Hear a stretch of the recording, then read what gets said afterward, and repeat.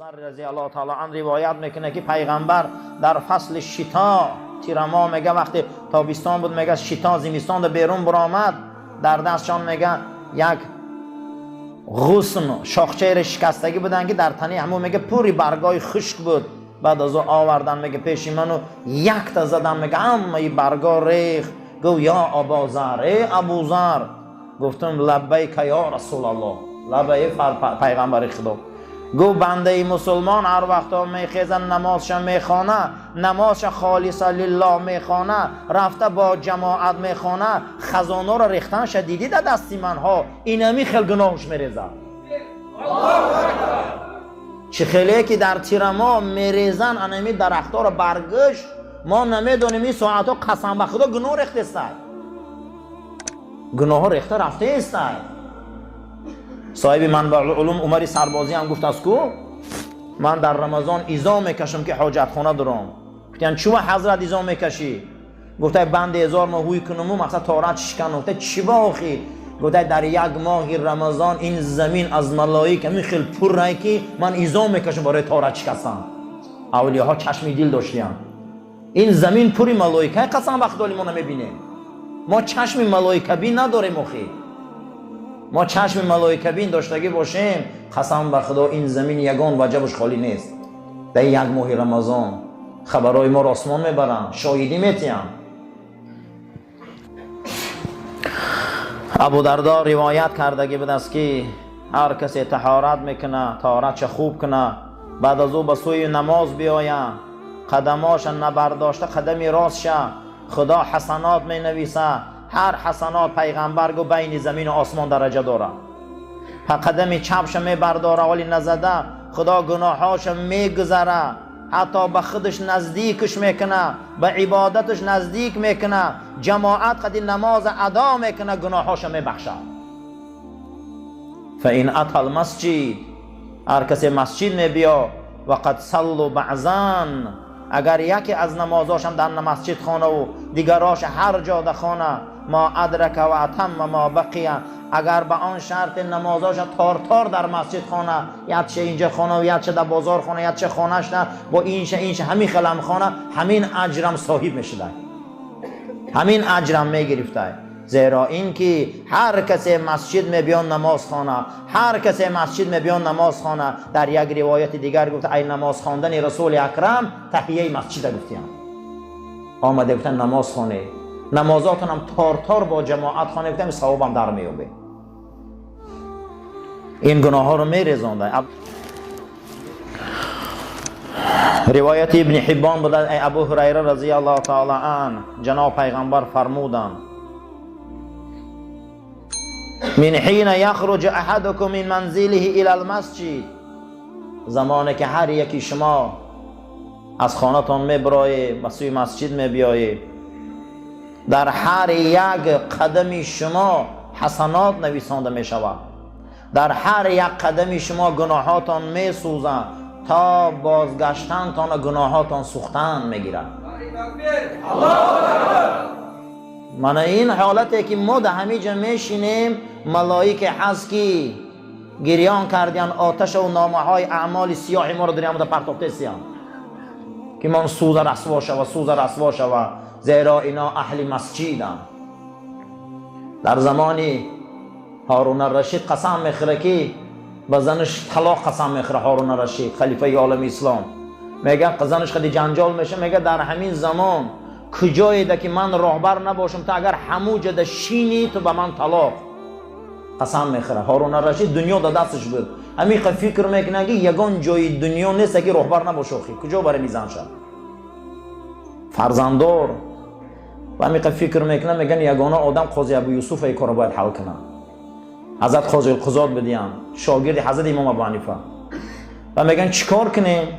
میگن قسم خورده خلیفه زنی حضرت میبره در مسجد میشیرونه میگه این مسجد خانه خلیفه نیست این خانه خدا است. یک سوتکه میشینه و از طلاق چی میشه و ساقط میشه. این مسجد خانه خدا های قسم به خدا این زمین های مسجد وقف الهی هم. روایت ها میبیاره که 40 سال پیش در مسجد از جنت ملائکه ها در زمینش خاک آورده میزدیم این مسجد زمینش صاحبش خداه. در دنیا نمون میشینه میگه اینجا ده هارون رشید خلیفه نیست، دنیا در دستشان باشه، این مسجد ها میگه خانه خدا هم. تو طلاق نمیشه اینجا شین. بعد از اون میگه وقتی یک نماز میشینه و از قسمش چی میشه میشکنه، میگه با گشت زندگیشم میبینه. برای همین مسجد خانه خدا هم برادرها. این ملک هیچ کس نیست. ما رنگ یهودی ها برای مسجدامون خاصی خمون نمیندازیم که فقط باید ما درویم. کسی میدروه در آمدن گیره. بینن اینجا رحمت های. اینجا برای ما و شما یک 4 دیوال نمیتوه. این 4 دیوال نیست. این 4 دانه خیش نیست. این پلسک سوز نیست. این محراب و این چراغان نیست. همین گونه مسجد خداوند مادری مریم در آورد، مریم پیچاندگی بود، در آورد درون مسجد قدس که هم 4 دیوال بود. گو پروردگارا این مریم من در راه تو فدا کردم که خدمت همین جا کنه. برای همین وقتی که در همین 4 دیوالک و 4 خیش مریم بخشید، خدا برای مریم عیسی مسیح داد. گمان نکنه که این 4 دیواله، این 4 دیواله و این دیوالا ده از جانب خدا ملائک می میشینن. این جای هست که پیامبر بهترین نقطه زمین گفتن برای ما 4 دیوال میتوه. کسی برای این 4 دیوال عادی خدمت میکنه، فردا این زورق کشتی میشه و که اینا از پول صراط میگذرن. حدیث رسول اکرم این 4 دیوال میتوه. کسی برای این 4 دیوال خدمت میکنه و ابراهیم و خلیل الرحمن قطیفه حشر میشوه. برای همین هر کسی ای خانهش میبر آمده به سوی مسجد همین 4 دیوال ده آمدن ده، هر قدمش ده گناهاش میسوخته. ولی ابن خزیمه من حدیث عثمان رضی الله عنه، از برای ابن خزیمه روایت بود است که حدیث حضرت عثمان روایت کردیان. من توضع، پیغمبر صلی الله علیه و سلم گفتیان هر کسی طهارت کنه، فاسبغ الوضوء، طهارت خوشرو کنه، به سوی نماز 5 وقته بیاید، با همراهی امام 5 وقت نماز ادا کنه، غفر له ذنبه، خداوند تمام گناهاش میبخشه. همین هر کسی که قطعی امام میبیا 5 وقت نماز میخونه. جناب پیغمبر در لحظه آخر حیات بودن، 13 نماز خواندن نتونستن، حضرت مردن و مسجد گفتن، مردن و مسجد گفتن، حتی که آمده 6 نماز خواندن. در یک روایت دیگه مادرمان عایشه میگن حضرت میگه 4 قاوک از خانه من میبروردن، سرشان از خانه ای دری خانه من بیرون میکردن، میدیدن که پدر و مردم در امامی داره. حضرت میگن تا نگاه میکردم چشماش پوری آب میشد که من ای جماعت دیر موندم و همین درد از دنیا گذشتم. پیامبر ما مسجد گفتم مرد، پیامبر ما مسجد گفتم مرد. پیغمبر ما برای مسجد گریه کرد. علی را گفت در پشت من بردار علی، مسجد بر. در راه حضرت علی میگه 2 بار 3 بار طهارت حضرت میشکست، با آورده طهارت میکردن به ما بردم شد. پیامبر ما مسجد گفت. بنیاد مسجد باید تقوا باشه، بنیاد مسجد باید خدا ترسی باشه. مسجد در دروش باید از خدا و رسول گفته شود، از اخلاق و تمیز گفته شود. وقتی پیغمبر صلی الله علیه و سلم میبیاین قدم میزنن در مدینه، اولین بار مسجد بنیاد میکنن، نامش قبا. نامش چی بوده؟ قبا. مسجد قبا را بنیاد میکنن. در مسجد قبا نماز و ذکر و تحلیل سر میشه. پیامبر هجرت آمدگیان، منافقان میبیاین رو به روی مسجد قبا یا مسجد میسازن. نام مسجد میمانن زرار. نام مسجد چی بوده؟ زرار. خدا داستانی را در سوره توبه میبیارن. مسجد قبا را که بنیادش توبه بود، بنیادش تقوا بود، للرکع و السجود، برای رکوع کننده ها و سجده کننده ها بود، جای دعا و درود بود. و مسجد بنیاد ماند. اما مسجد زرار برای فتنه بود، برای دسیسه بود، برای ابلهی بود، برای به ایمان کردن همون منطقه بود. زید رسول الله مبارزه بری بود. روز پیغمبری مسجد کلید کردن، جاش بسر که پرتایی کردن. مسجد باید جای تقوا باشه. مسجد باید اساس ایمان در اوجا گفته شود. مسجد باید برای هدایت باشه. مسجد باید همین گونه باشه که یک آینه باشه که مردم نگاه کنه خشو و راست کنه. مسجد این خیلی جایه. این فرهنگی حضرت ابراهیم ای که او مسجد ساخته. 10,000 سال شد این مسجد ها بنیادن. دعا کرده هر کسی که یک چراغ در مسجد گریان میکنه، رسول اکرم گفت خداوند در گور و چراغ گریان میکنه. هر کسی که در مسجد یک خیشت میمانه، روز قیامت تمام مال و پول حساب میکردیان. وقتی در مسجد اگر پول آدم دادگی باشه هموده می آمده است، خدا میگفته ایره حساب نکنی برای من دادگی است. برای همین مسجد گناه میریزانه، مسجد گناه میسوزانه، مسجد ما را راست میکنه، مسجد ما را چیکار مسلمان میکنه. مسجد غیر منافق کسی بد نمیبینه. والله مسجد کسای بد میبینن که اونا اهل زرارن. منافق ها آمدن رو بروی مسجد قبا مسجد کردن، زید پیغمبر دسیسه ها بردن. مسجد جای علم، مسجد جای فرهنگ است، مسجد جای حقیقت است، مسجد جای هست که اینجا باید انسان سازی. از این منبر هزارها هزار انسانی در گناه غوطه زده و رمیده و جهیده و حیوان مزاج با واسطه این منبر انسان شد، آدم شد، ره در آمد، رمکه در آمد، پدرش حرمت کرد، مادرش حرمت کرد، زن و کودکش حرمت کرد، فرزنداریش دانست، حلال دانست، حرام دانست. مسجد که نو جای گنده می شود. این مسجد بسیار آدم ها بسیار چیز گرفتن، هزارها هزار گپ یاد گرفتن، خداشان راست کردن. صدها انسانی رمیده و انسانهایی که ای رمکه انسانگری بیرون بودن در این مسجد راست شدن. یک تشمیم بوده هر کسی مسجد می آمده او جنت می رفته، گناه نداشته، پاک میشته گناه.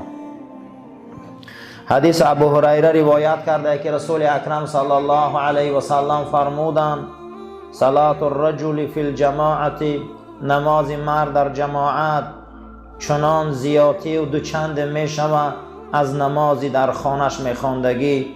گفتن چند قد زیاد میشه یا رسول الله صلی الله علیه و سلم؟ و فی سوقه، در بازار میخوندگی، در کوچه میخوندگی، در کارخانه میخوندگی. این گفت نماز جماعت فضیلت و فضل داره، چند درجه داره؟ گفت هر یک رکعتش 25 درجه داره. و ذالک انه اذا توضأ فاحسن الوضوء. شما اینو فهمیده؟ هر کسی که این دید اگر طهارت خوب کنه، بعد از او برای به سوی مسجد، مقصدش همین بده باشه که من نماز میخوانم در مسجد، مقصدم همینه. هر آینه قدمی که میزنه، قدمی که میبرداره، پروردگار درجه این مرد مسلمان بلند میکنه. هر قدمی که میزنه خطاگیاش میبخشه. هر وقتا که این نماز میخوانه ملائکه ها میبیاین، همیشه بر او دعا میکنن. در داخل نمازش ملائکه ها میگفتین که خدایا ای بنده تا رحم کن.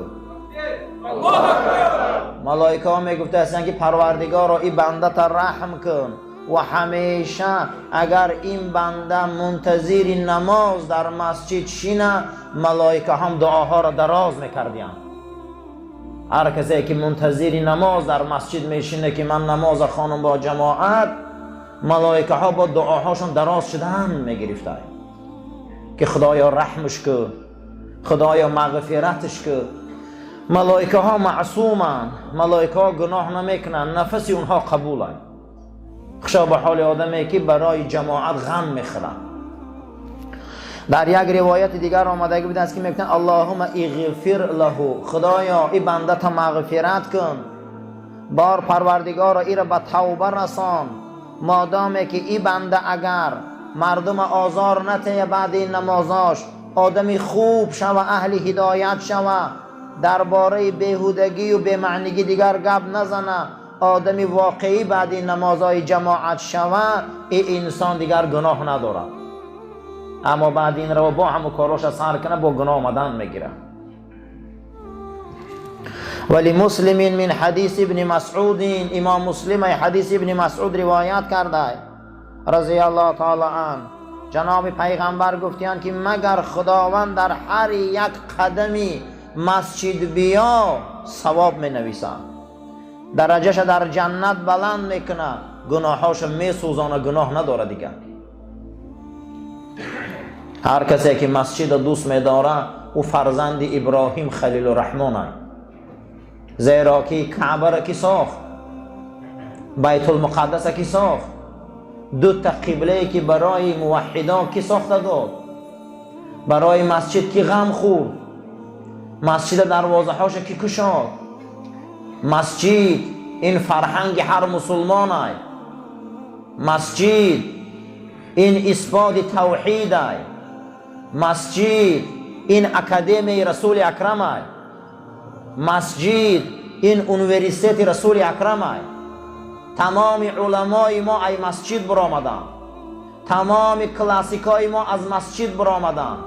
ما یگان کلاسیک نداریم از زمان رودکی تا زمان عینی که از مسجد ندرآمده باشند. همه اینا از مدرسه های اسلام برآمدند، همه اینها از مسجد های اسلام برآمدند. برای آن همین کسی که مسجد دوست می‌داره نسل آن همینا است. مسجد هیچ محل انسان کج تربیت نکرده. مسجد کی می‌دراند؟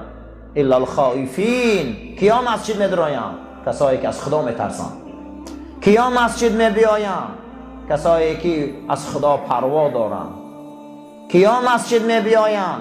اینها ملت ابراهیم خلیل الرحمنند. کیا مسجد می‌بیایند؟ اون کسایی که ابلیس غمگین میکنند. هر کسی که در کعبه مکه سجده میکنه قبله ده، هر کسی که مسجد دوست میداره وای فرهنگ ابراهیم خلیل الرحمن زنده کرده. هزارها امپراتورها از بین رفتن، هزارها امپراتورها نیست شدن. اسکندر با این امپراتوریش نیست شد، مغول با این ظالمیش نیست شد. هزارها هزار مسجدها کلوبخانه ها شد، اما روزه شد فرهنگاشون نیست شد. اما فرهنگ ابراهیم خلیل الرحمن 10,000 سال بنیاد این مسجد ها. این مسجد 10,000 سال میشه و کعبه را آن روز کسی پرست نبود. امروز در اطراف کعبه جای سوزان پرتایی نمی‌یابید. این فرهنگ حضرت ابراهیم است. برای اینجا دعا کرد، برای اینجا درود گفت. دعای ابراهیم مسجد آباد کرد. دعا میکنیم که اللهم ربنا آتنا فی دنیا حسنة و فی الاخرة حسنة و قنا عذاب النار. پروردگارا درهای مسجد را در دنیا کشاده گردان، نمازخوانش زیاد گردان، از این مسجد آدمای نمونه برار، مسلمانای واقعی برار و برکت این مسجد همون اجر مکافات پیامبر گفته ما نصیب گردان. گناههای ما را درگذر. ربنا لا تزغ قلوبنا بعد اذ هدیتنا و هب لنا من لدنک رحمة انک انت الوهاب. آمین یا رب العالمین.